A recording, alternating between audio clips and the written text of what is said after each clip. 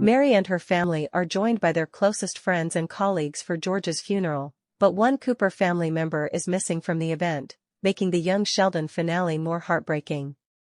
Undoubtedly the Big Bang Theory universe's most emotional offering, the young Sheldon finale had the challenging task of dealing with the aftermath of George's fatal heart attack. Appropriately titled Funeral, the first half of the series capper focuses on the family as they cope with the loss. George's service also doubles as a way to bring back as many familiar faces to young Sheldon before it wraps up. George's death was a long time coming in young Sheldon. Established in the Big Bang Theory, the Cooper patriarch's demise was looming in the prequel throughout its run.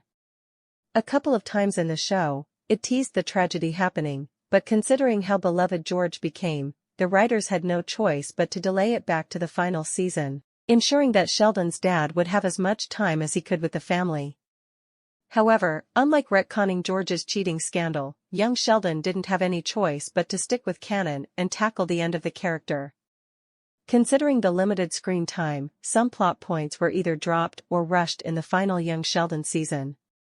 Some notable players didn't get to return, such as McKenna Grace, resulting in Paige's fate becoming young Sheldon's biggest remaining mystery.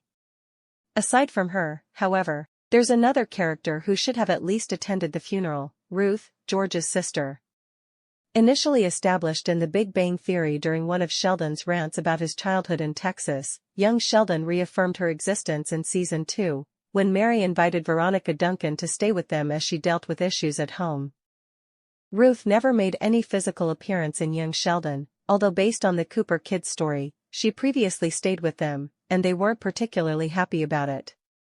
Still, since she is George's sister, she should have made an appearance at his funeral, perhaps even stayed close with Mary and the kids during the crisis. However, there was no trace of her during the service.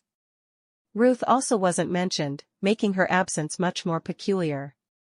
Regardless of where she is based, she should have made the trip to Medford to say goodbye to his brother. George once admitted to Mary that he was miserably unhappy in young Sheldon.